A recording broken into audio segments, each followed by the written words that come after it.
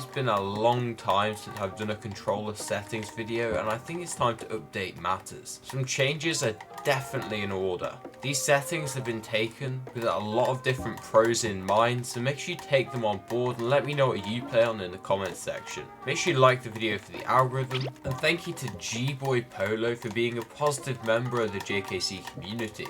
We're going to start over in our game settings because that is where the first of our changes are located. The first setting that is imperative for controller players is preferred item slots. These are where you like to have your guns in game, and means when you pick up a weapon they automatically go to these slots. I have my shotgun as my first slot, and my AR as my last slot, and then my SMG can fit somewhere in the middle. Controller players find it harder to rearrange their loadout than keyboard players, which means they need to have a preferred item slot system set up, so they need to do it less often. This means off spawn they're relying less on rearranging their loadout and are focusing more on the fight. One thing that I've definitely changed since last time is disable pre-edit option.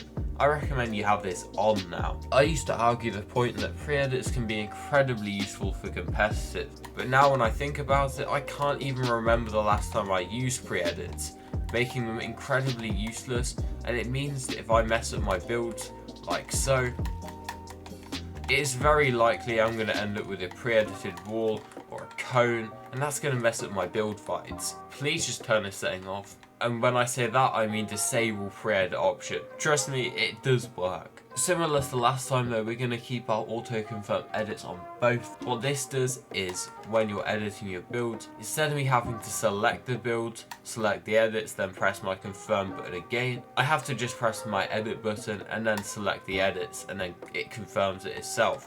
It makes your edits so much faster, and I can't recommend this setting enough. It is the same with resets. Once I've edited a build, all I have to do is press this button, then press my reset button, and it resets. Easy. A lot of people make the argument that you can't have optimal edits with this setting on. However, let me prove you otherwise. If I'm in a box and the person is outside my wall, an optimal peanut butter is right here. He couldn't have shot me once during that, because what happened was I was editing it and I was moving to the side while I was confirming it like so. Yes, it is harder to do optimal edits, but it still is very possible, and the speed at which you can edit with this is definitely worth the risk and worth a little extra practice doing optimal edits.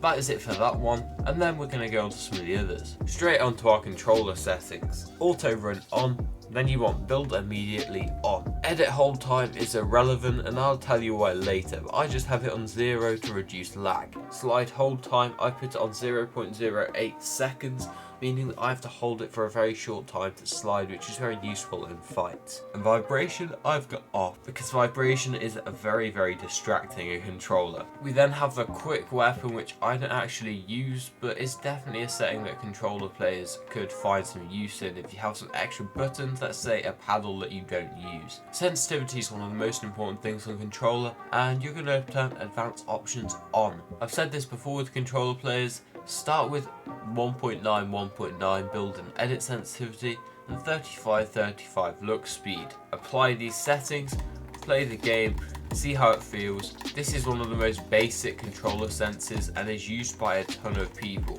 Most pros end up going up from the 1.9 points as they feel it's a little too slow, so they can flick around nice and quickly. I play on 2.1 if you're interested, but a player like Miro plays on 2.4, which requires a ton of practice to stay consistent and not really flick that much, because if you have a high setting, then you're more likely to have bad crosshair placement.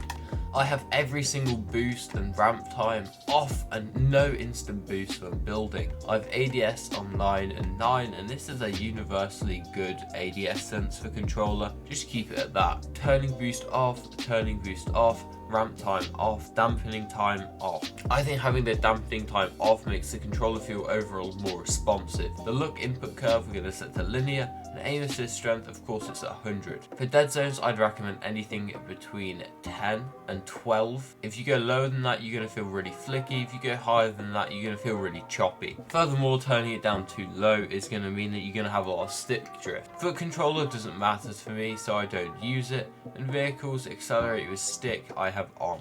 Now for the binds. I actually play with 4 paddles, so keep that in mind. A lot of my buttons are set to the buttons here. All 4 of my paddles equivalent to one of these buttons, so I never have to press these buttons right here. With that in mind, I have A for jump, which I press on the back of my controller right here. My crouch button is kept to default because I think it's very optimal, and my sprint button is just here, so I only have to press here to sprint, which is not the best. It's quite useful in a fight. If you have a PS5 controller that has paddles, or a PS4 controller, then set the sprint to the touchpad option. This is going to mean that you have a lot better option, and you can press it. You can even press it with your finger, I believe, which is very useful for in fighting. I haven't changed my fire and target or my reload, but my reload is at the bottom of my controller right here. Next weapon is RB, previous weapon LB. These are all normal binds. Y I press at the bottom of my controller here, and place marker is a very useful button that's over here. It's not something I need to do on the fly, so I can easily in the box just go like that. It's not too difficult.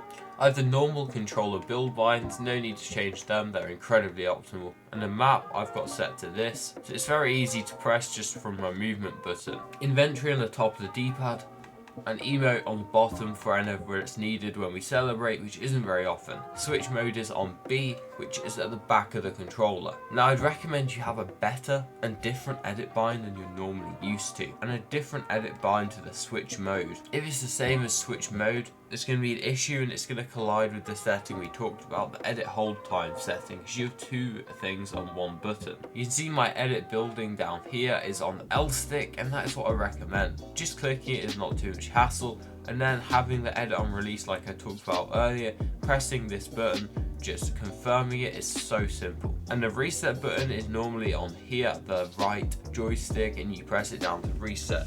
This can be quite difficult to press down compared to the left one, so just stick the reset on RB. Your hand naturally rests on RB anyway, so resetting is going to be a piece of cake. That's all from me, folks. I hope you've had a solid time today, and you should watch this one on the screen right now because it is a banger and it's going to help you out an absolute ton when it comes to controller Fortnite. With that being said, thank you for watching, and I'll see you in the next one.